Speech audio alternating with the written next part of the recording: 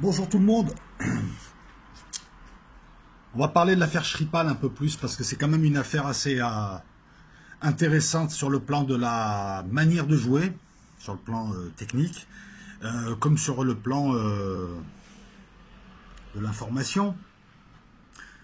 Alors, je suis allé chercher des sources un peu plus un peu plus fouillées, on va dire, que les sources classiques, puisque la presse fait tout pour nous embrouiller. La presse participe à la propagande. La presse est un outil de propagande qui sert le système. On va encore le voir une nouvelle fois, et on va encore voir la seule technique, enfin l'une des seules techniques qu'utilisent ces gens malfaisants.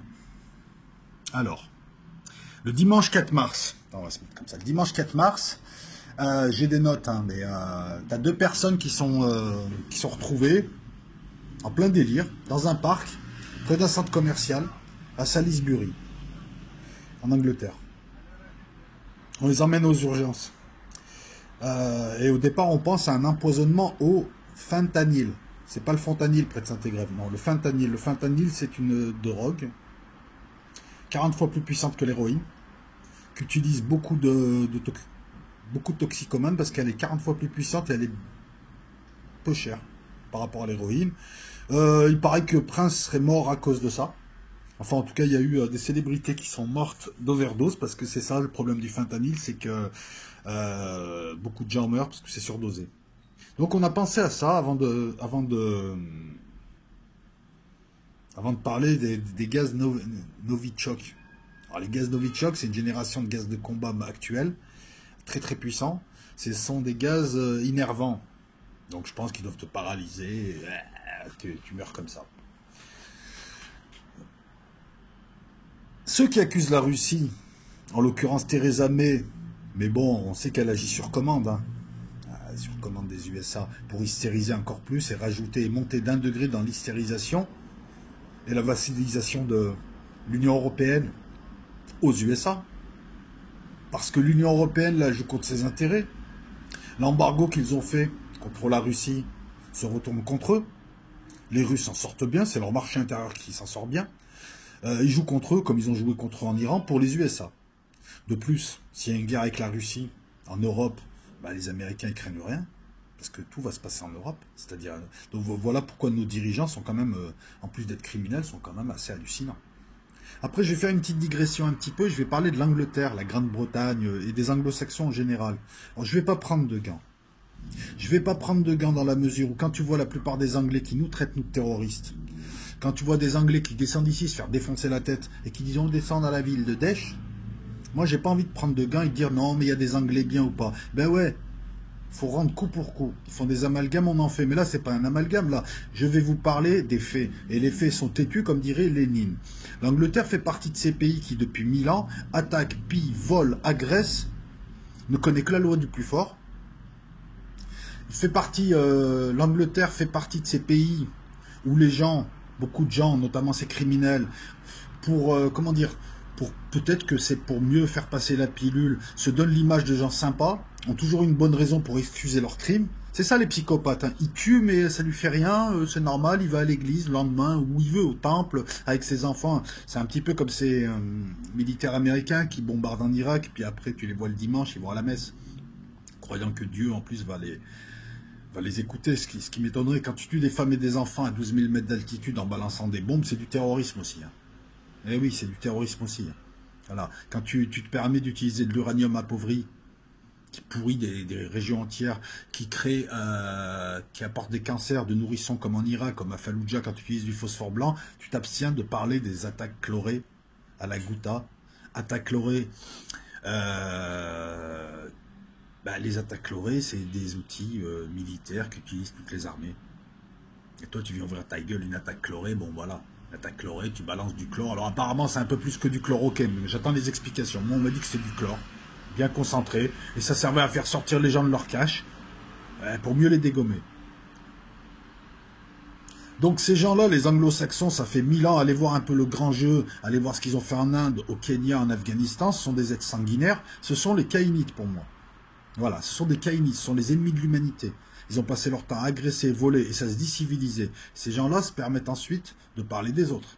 de traiter les autres de barbares. Donc moi, je vais pas prendre de gants avec des gens qui volent, pillent, tuent, agressent les pays comme le Royaume-Uni, comme les USA. Au Royaume-Uni, tout le 19e siècle, il s'est amusé à pousser l'Allemagne et l'Autriche, enfin les principautés allemandes et l'Autriche, à se battre contre Napoléon, parce que sur Terre, les Anglais se faisaient défoncer la tête par Napoléon. Et Napoléon, moi j'aime bien Napoléon, parce que c'était un bonhomme, il s'attaquait à des vraies armées, il allait pas attaquer 3 types avec des lances ou 2 mecs en sandalettes. Ça c'est facile de faire la guerre comme ça. Alors, on l'a vu, hein. On les voit les Américains traumatisés qui rentrent d'Afghanistan parce qu'ils ont perdu la guerre là-bas. Et ouais, une bande de montagnards avec une paire de couilles les a traumatisés. Et ouais, c'est ça, c'est pas les films. Hein. Voilà, ces gens sont arrogants, faut leur dire, et moi je prends pas de pincettes, j'aime pas me faire traiter de terroriste par ceux qui créent ces terroristes, qui les instrumentalisent et qui tuent des gens. Voilà, moi j'ai pas de sang sur les mains. Donc Theresa May, agissant sûrement sur ordre, n'a pas attendu l'enquête. Or, la police te dit que c'est une enquête compliquée, qu'il n'y a aucune preuve. Elle a pas attendu, elle a tout de suite accusé la Russie et elle a promis des mesures de rétorsion. L'Arbin Ier, notre président, Merkel, l'ami des réfugiés, à qui elle offre des nounours, ont emboîté le pas. Déjà là, ça m'a surpris, parce qu'en général, quand tu es chef d'État, avant de ne pas en prendre surtout à la Russie, tu pèses le pour et le contre. Il faut savoir, par exemple, lors de la crise des missiles, Kennedy avait fait parvenir à De Gaulle les photos et les preuves. Là, il n'y a pas de preuves. La seule chose, c'est « Ah, c'est un gaz russe, donc c'est les Russes ». Il n'y a que qui peuvent le fabriquer. Faux là aussi, parce que quand on vérifie un petit peu, on s'aperçoit que ce gaz a été développé par les Russes, mais que d'autres pays développent cette génération de gaz. Que la Russie l'a développé en Ouzbékistan, avant que l'Ouzbékistan devienne un pays indépendant, que depuis les Américains ont eu accès aux endroits où il était fabriqué, aux notices techniques, etc., etc. Donc, je m'excuse, mais c'est comme si moi je vais buter un type et je laisse je laisse ma carte d'identité dans un camion. C'est aussi stupide. Je dis, c'est n'importe quoi. À part les débiles qui te disent, ah ben c'est les Russes parce que c'est un gaz russe. Non mais franchement, moi je vais vous démontrer que ça tient pas la route, mais d'abord je vais procéder à quelques préliminaires. Donc, tout de suite ils ont emboîté le pas. Là on a plus d'une centaine de diplomates russes qui sont virés. L'OTAN vient d'en virer aujourd'hui, comme ça. Je suis surpris de voir la Hongrie, des pays comme la Grèce, qui ont quand même des attaches avec la Russie, virer des diplomates russes, alors qu'il n'y a pas l'ombre d'une preuve. Je suis surpris de voir que ces gens qui passent leur temps à parler de droits de l'homme méprisent la présomption d'innocence, alors que les Russes leur demandent des preuves. Quant à la tentative de meurtre sur Skripal, ça rappelle Litvenko, ça rappelle tout un tas de gens, Berezovski, on ne sait pas qui fait quoi. Mais on va poursuivre, on va poursuivre. Donc, Sergei Vikotivitch, ouais bon, Sergei Paypal, on va l'appeler, ce sera plus simple. Sergei Skripal, donc c'est un ancien colonel russe qui a été condamné en 2004 pour espionnage dans son pays. C'est un traître, hein. Alors on nous a dit, ouais, c'est un type des services, pas sûr. C'est un colonel de l'armée russe qui a commencé à donner à partir de 99 lorsqu'il est rentré au ministère des Affaires étrangères, qui s'est fait attraper en 2004, qui a pris 13 ans en 2006, qui a été gracié par Medvedev et qui a été échangé, lui et 3 autres personnes, à Vienne, hein, sur l'aéroport de Vienne, à l'ancienne, à la John Le Carré, contre 10 agents russes du SVR. Alors le SVR, qu'est-ce que c'est? On parle du FSB. Le FSB, c'est l'équivalent de notre DGSI, renseignement intérieur et contre-espionnage. Le SVR, c'est l'espionnage extérieur. Et à côté de ça, tu as le GRU. Donc on nous a dit, il est au GRU, il était au SVR, il était, je sais pas, chez le club de au club Dorothée, il était partout. Finalement, on ne sait pas trop. En tout cas, les sources que j'ai, c'est des très bonnes sources, je peux vous le dire, te disent qu'il y a quand même une confusion là-dessus. À partir de 99, il a donné pas mal d'informations aux Anglais, mais bizarrement, depuis, il n'y a pas eu d'arrestation de masse, il n'y a pas eu de gens retournés, il n'y a rien eu. Donc, d'après ceux qui l'auraient débriefé, il aurait donné des informations sur la structure militaire russe, mais il n'aurait pas donné des secrets aussi sensibles que ça, même si il a donné des secrets. Et il a trahi son pays, c'est un traître. Il a touché plus de 100 000 $. C'est un traître, c'est quelqu'un de méprisable. Et ils aiment ça, les autres, de l'autre côté. Ils aiment les traîtres, parce que ça, les personnes méprisables, là, ça les met en confiance, hein. Ils sont entre eux. Sa fille, Yulia, arrivée de Russie. C'est bizarre pour un type que... Je sais pas, si les Russes voulaient vraiment sa mort, ils auraient enlevé sa fille, ils l'auraient buté avant. Ce gars fait de la prison en Russie. Ce gars a été débriefé lorsqu'il a été arrêté par les Russes. Ils ont pu constater l'ampleur des dégâts. Depuis, il était inoffensif. Quel était l'intérêt d'aller le tuer d'une manière semi-amateur? Parce que dans le monde du renseignement, c'est la première fois qu'on voit ça. Déjà, c'est la première fois qu'on voit un échange de Russes traîtres. D'habitude, on rend les agents de l'adversaire. Là, c'est une première. 4 types contre 10 types. Les 4 types, c'était des Russes qui ont trahi. Ils leur ont dit, bah, cassez-vous en Angleterre. Nous, on va récupérer les nôtres. Ensuite, le mode opératoire, c'est pas de l'amateurisme. C'est, je sais pas, excusez-moi, j'ai envie de dire, c'est du travail d'arabe, quoi. Les Russes, quand ils veulent buter quelqu'un, les Américains, les services actions, savent faire. Il y a des poisons, pour ça, il y a des interventions. Allez demander à Berezovski. Ah ben non, vous pouvez pas, il est encore dans sa baignoire. Là, ouais, je suspecte les services russes.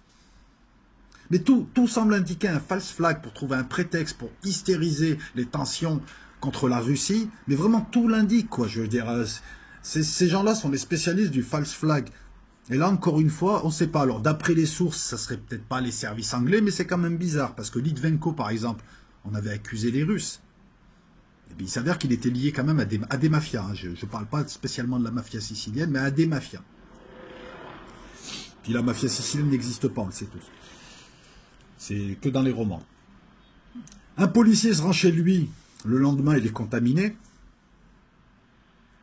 Personne ne meurt. Ensuite, ouais, c'est des officiers traitants qui ont été échangés. 10 d'un côté contre 4 autres. Et c'est une première. Parce que, en général, lorsqu'il y avait la guerre froide, Moscou échange des agents étrangers avec les siens, mais jamais ses ressortissants et encore moins des traites. C'était peloton d'exécution. Là, ils le libèrent, ils savent ce qu'il a dit, ils en ont plus besoin. C'est des élections. Poutine, depuis le début, veut donner l'image d'un type respectable qui apporte la paix, et il irait donc essayer de choper un type qui n'est plus un danger pour lui à ce moment précis. Poutine, le joueur d'échecs, qui jouerait à contre-temps, qui jouerait très très mal, qui ne suivrait pas le tempo. C'est pas son intérêt. Je vous dis pas qu'il est gentil. Je vous dis pas que les services russes ne tuent personne, tous les services tuent. Hein, les services français, dans les années 70, tuaient à peu près 10 personnes par an. C'est ce qu'on appelle des opérations homo. Rien à voir avec l'homosexualité, hein, c'est opération homo. Voilà, on appelle ça comme ça. Donc, je lis en même temps. Hein.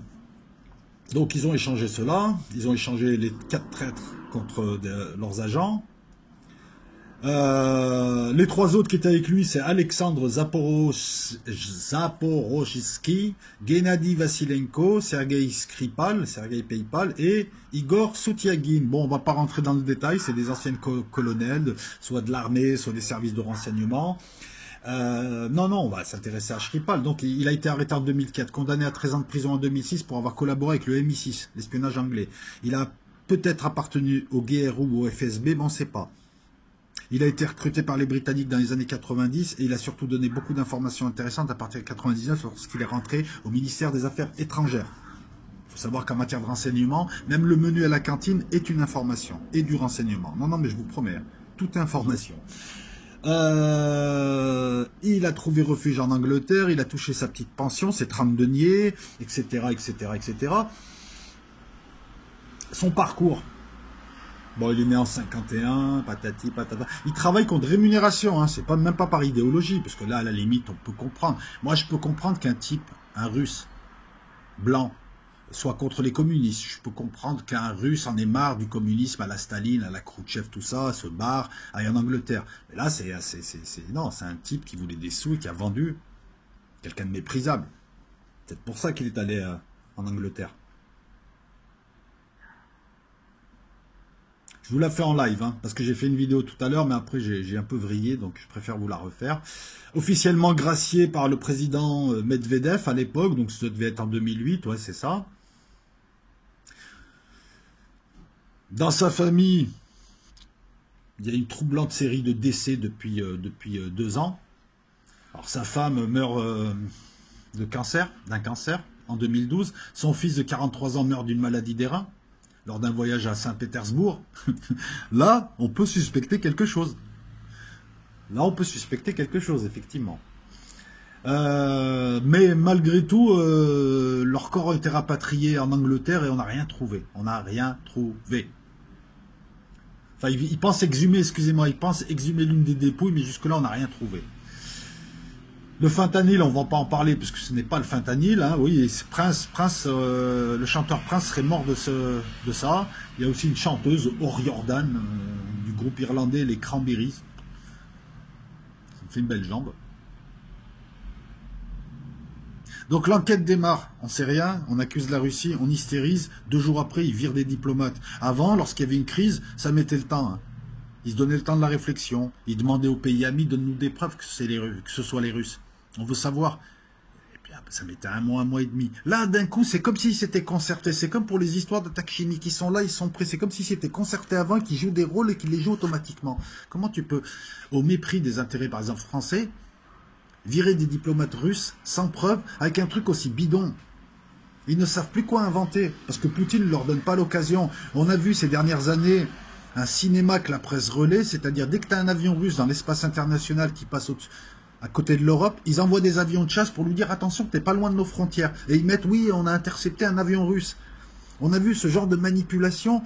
Tout est fait pour faire passer les Russes pour les gros méchants. C'est l'inversion accusatoire de gens qui ne sont que des salopards et des criminels. Theresa May hérite de toutes les saloperies de l'Empire britannique.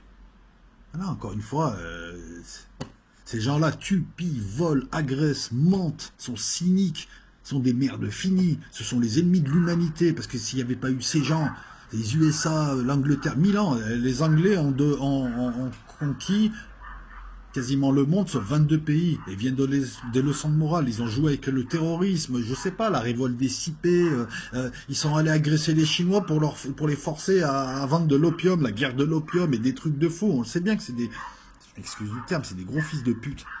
Ces gens-là, c'est pas la civilisation, ces gens-là.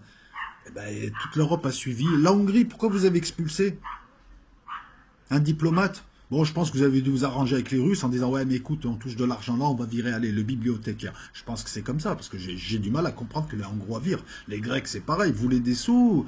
Oh, vous êtes orthodoxes, les gars, hein, rappelez-vous. Hein. Rappelez-vous que ces pays-là essayent de vous couler, hein, on réduit votre niveau de vie. Voilà. Donc, même les Anglais te disent qu'ils n'ont pas de preuves.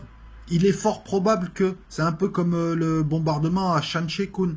On a, depuis un certain temps, on vit dans le monde d'Orwell. On l'a vu notamment avec Vincent Lapierre qui se fait sortir d'une manif par des gros bras. C'était pas des flics, c'était des gros bras de Sudrail. Et là, ils n'ont pas de carte de flic. Les policiers, quand ils interviennent, ils sortent la carte de police. Ou alors je suis surpris, parce que les gars là, on n'a pas vu leur carte de police. Ouais, barre-toi. Il n'y a plus de liberté d'expression, on nous prend pour des cons, tout coûte cher, il n'y a plus rien, ils ont vendu le pays, ils continuent à dire la liberté d'expression, mais arrêtez de nous prendre pour des cons. Une technique classique, c'est de dire l'inverse de ce que tu es en train de faire, ça crée la dissonance cognitive au niveau du cerveau de l'autre, tu sais, c'est comme le type qui te tape et qui te fait une déclaration d'amour, ça fait bizarre, le cerveau ça l'embrouille, c'est une technique, c'est ce qu'ils font. On est dans une dictature qui ne donne pas son nom. Alors, il y a toujours des gros malins qui vont me dire il y a une dictature et tu vis bien, je n'étais pas content par machin. Déjà, je suis dans mon pays, en second lieu, on m'a parlé de démocratie. En troisième lieu, il faut savoir qu'une dictature, c'est pas spécialement un barbu ou un moustachu avec des chars. Les dictatures s'adaptent à la population. Si en Europe tu mets des chars, les gens vont se réveiller. Le but, c'est de pas réveiller les gens en Europe. C'est de les endormir avec du divertissement, avec un semi-confort, avec tout un tas de choses. C'est ça. Tu es dans une dictature qui ne se cache même plus. La presse fait de la propagande. On l'a vu avec la Syrie. J'ai vu sur BFM Takieddine se faire interrompre et sortir parce qu'il leur a dit c'est pas un printemps arabe, c'est un enfer arabe. On parle de la Russie, mais moi j'ai l'impression que nous sommes devenus l'Union soviétique européenne. L'Union européenne des soviets, quoi.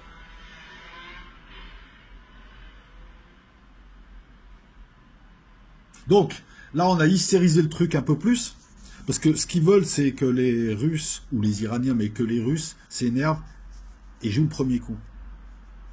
Les Américains s'en foutent royalement, parce que eux, ils recevront rien, ils ont des boucliers antimissiles, enfin ils sont loin. Les chefs d'État et les rupins d'ici, ils s'en foutent, ils ont toute une maison dans l'hémisphère sud. Mais nous, et tous ceux qui gobent là, tous ceux qui critiquent, ouais, c'est les Russes, c'est des Russes. J'ai l'impression qu'on appuie sur un bouton, on vous fait faire les mêmes trucs. Putain, en 14, t'as toute une génération qui a été décimée, qui est allée se battre pour des rupins qui, eux, s'entendent entre eux. En 45, l'Europe a été éclatée, et on recommence les mêmes conneries parce que les gens, voilà, tu leur dis... De toute façon, maintenant, c'est simple. Dès qu'il y a quelqu'un qui dit quelque chose, tout le monde l'attaque. Tu peux plus parler. Hein. Dès que tu fais une vanne, tu te fais attaquer. J'ai pas... Donc plus personne veut parler. C'est hallucinant l'époque dans laquelle on vit. En échange d'un iPhone, je dois fermer ma gueule, je dois vivre un confort qui est dû au massacre d'autres populations, au vol, à la destruction de l'écosystème. On est dirigé par des psychopathes. Ils te mettent des bites place Vendôme, les mecs ils se cachent même plus, l'autre il te fait des bras, il y a une pyramide derrière lui. Je veux dire, excusez-moi, je balance ça pêle-mêle parce que et le marchand de sable il est passé, tout le monde est endormi. Enfin tout le monde, parce que nous on vaut rien, hein, on est une poignée. Hein. Les gens s'en branlent, total. Alors ouais, je sais bien, ils ont une famille, ils ont du boulot machin, mais là c'est la guerre demain. La guerre c'est la guerre avec les Russes, c'est 4 millions c'est une première vague de 4 millions de types qui arrivent. Et précédé non pas par un colissimo, non, enfin un drôle de colissimo, ça va être des frappes sur les grandes villes et les centres industriels européens, des frappes tactiques de missiles nucléaires qui vont détruire une ville. Ça, c'est le premier week-end. Le premier week-end. Et ensuite, tu vas voir déferler la deuxième vague de Russes. Et là, à ce moment-là, tous ceux qui diront « Ah oui, non, mais c'est vrai, on aurait dû se réveiller, mais il n'y aura plus. Ton monde n'existera plus. »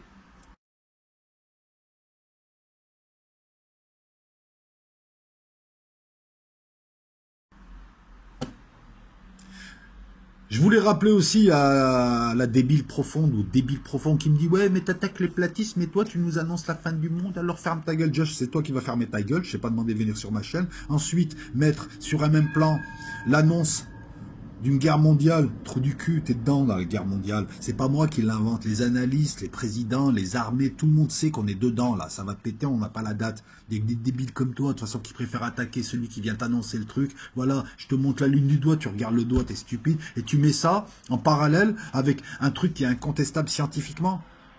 Tu vois, je te démontre que t'as pas de cerveau. Je ne veux pas te parler, je veux pas parler aux gens de Soivelos, Louvre, tout ça, je ne parle pas aux fachos qui me traitent de crouille. Je vous ai dit, on se retrouvera dans la rue. Moi, je m'adresse aux vrais gens, aux vrais Français. D'accord? Vous, on va se retrouver dans la rue dans pas longtemps. Rappelez-vous. Revenons à la Russie. Donc voilà, donc, par inaction, par endormissement, on gobe leur pipeau. T'auras toujours des connards qui viendront te dire, t'es complotiste. Mais excuse-moi, là, il n'y a aucune preuve que la Russie ait essayé de choper, c'est même pas un agent, et essayé de le tuer. Par contre, à qui profite le crime, encore une fois? Surtout que les Anglais, entre l'autre débile de Boris Johnson et l'autre moche... Alors, les femmes anglaises, puis passer un certain âge, c'est quand même... parce que Theresa May, Thatcher, tu les vois, franchement... ouais, j'attaque leur physique, parce que de toute façon, elles sont moches de l'intérieur, elles sont moches de l'extérieur, il faut voir la gueule qu'elles ont. Donc, cette espèce de momie fripée, c'est permis de demander à toute l'Europe une solidarité sur la base de pipeaux. Et tous les chefs d'État donc embrayent, donc ça va encore coûter des millions ici, ça va coûter à pas mal d'agriculteurs des marchés, etc., etc. Mais non, c'est l'arbinage à fond, quoi. Putain, où est-ce qu'on est? Je me répète encore, j'ai 48 balais, mais je crois que même dans les pires des cauchemars, on n'imaginait pas ça. Et toute l'Europe suit. Et l'autre, il va engager 64 millions de Français dans des aventures avec les Russes. Il veut aller en Syrie, il ne sait même pas comment ça va finir. Et aux gars, c'est fini les guerres coloniales. Ils n'ont plus de lance là-bas. Ils savent se battre. Ils sont plus complexés. C'est comme en Afrique. Si dans les années 60-70, les types étaient complexés, depuis la guerre du Mozambique, quand ils ont vu des Cubains blacks venir affronter des Sud-Africains et leur mettre des raclés, les Africains, ils se sont décomplexés. Pareil. Voilà, les temps ont changé. Donc, les pays démocrates, libres, droits de l'homme, tout ça, bon ben voilà, on est dirigé par des menteurs, des psychopathes. Leurs larbins nous font une campagne de presse pour nous bourrer le mou.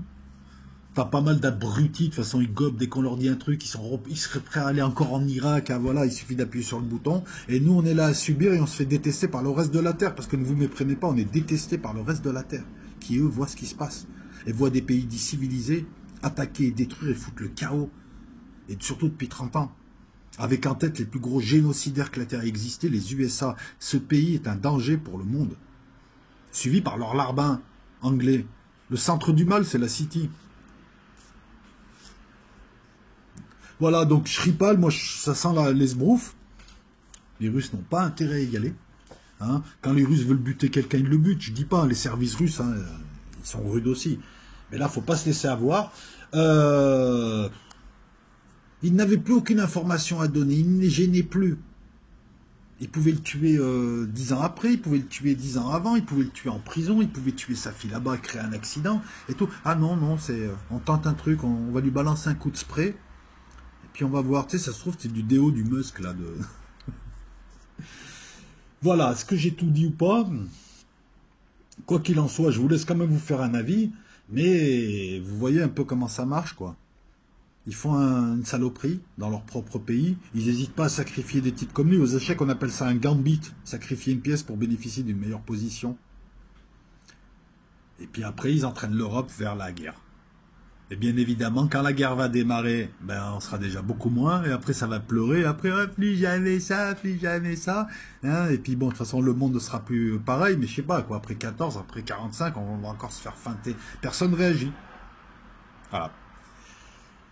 Et puis c'est marrant, ils reprochent à la Russie d'intervenir en Syrie, mais c'est le gouvernement syrien qui les appelle. Ils reprochent à la Syrie d'interférer dans les affaires et les élections des autres, mais que font les USA? Que fait l'Angleterre?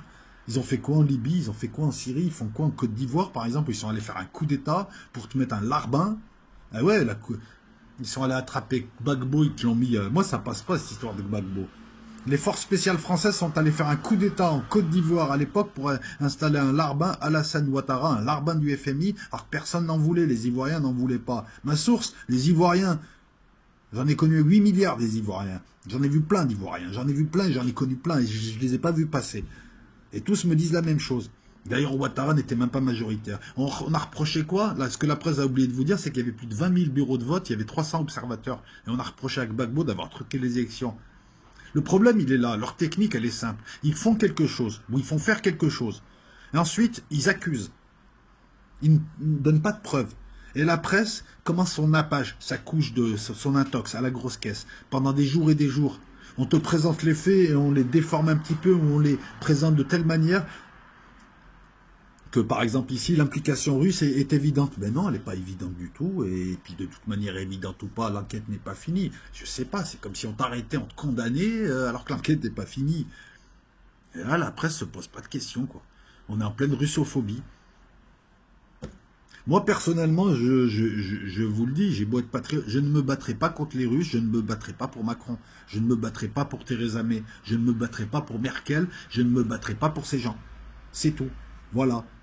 C'est tout. Moi, excuse-moi, en 14, je ne me serais pas battu.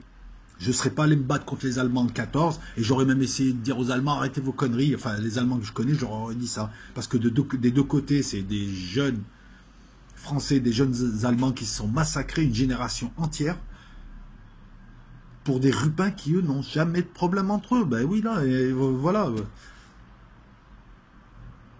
Voilà, donc l'affaire Skripal, ma source est excellente. Hein, il n'y a pas de problème, hein, mais c'est une source encore ouverte. Bon, je vais la garder pour moi de toute manière, mais j'ai pris des notes, là, j'ai tapé des notes sur mon écran. Mais je peux vous dire juste une chose, c'est que cette affaire pue. Et elle nous montre encore une fois leur manière de faire. Et puis après, dans 20 ans, on va s'apercevoir que non, c'était pas ça. Tu sais, c'est un petit peu comme les armes de destruction massive, comme les pseudo-attaques d'Intel, enfin, je sais pas, à chaque fois, ils inventent des trucs, quoi. Elles sont où les grottes aménagées de Ben Laden, et les souterrains, et les sosies. Ils passent leur temps à nous raconter. Et les sosies de Saddam Hussein, ils sont où? Etc., etc., etc. Et personne ne réagit, quoi. Même ni presse de gauche, ni presse de droite. C'est la même merde, parce que je vois ces pseudo-gauchistes de merde, avec leur machin, le fakir, leurs journaux de merde. C'est les premiers à nous traiter de complotistes. Et dès que le système les siffle, ils vont aller bouffer dans la main du système. Mélenchon, Raquel Garrido, porte-parole et créatrice de la France Insoumise, dès que la télé l'a sifflé, elle a abandonné son poste, elle est allée faire la belle là-bas, tu sais, avec son profil de pilier de rugby, là. Elle est allée faire la belle chez Ardisson. C'est ça, les gauchistes, hein. C'est des tartuffes, hein. Ils dénoncent, ils dénoncent, ils dénoncent, et dès qu'on les appelle, ils y vont, hein. La gauche. Après la gauche pétard, la gauche lotissement, maintenant il y a la gauche télévision. Voilà. À demain avec TV Blocus, on parlera sûrement de ça. Mettez vos coms. Sauf ceux à qui j'ai pas envie de parler. Et puis Kaiser Sosé, alias Abdes Roulam, j'ai ton nom maintenant. D'accord? je ferai des révélations, mais en live, j'ai pas le droit t'en dire plus ici sur la vidéo, puisque tu t'amuses à venir nous insulter. Bah, au CERF, il y a aussi beaucoup de gens qui vont te croiser, et qui vont te demander des comptes. Voilà. Ben oui, oui, oui, je vais faire mon bassin Braiki, ouais. Parce que tu passes ton temps à venir insulter les Algériens, à relancer la pseudo-guéguerre algérien-marocain. Y a que toi, Anne Batté, espèce de mange-merde, espèce de petite merde. Le monde entier t'as marché dessus, tu viens insulter les Algériens et nos frontières marocaines. Mais pourquoi t'es pas au Maroc? Pourquoi ni les Marocains ni les Algériens veulent se battre? Il y a que les cons comme toi qui veulent le faire. Tu viens m'insulter d'Algérien alors que tu te présentais comme un patriote, maintenant tu es devenu marocain. Tu me parles de Bouteflika, mais il t'emmerde Bouteflika. Bouteflika et tous les Algériens t'emmerdent. Donc, on va trouver une réponse adaptée à tes insultes et tes mensonges. On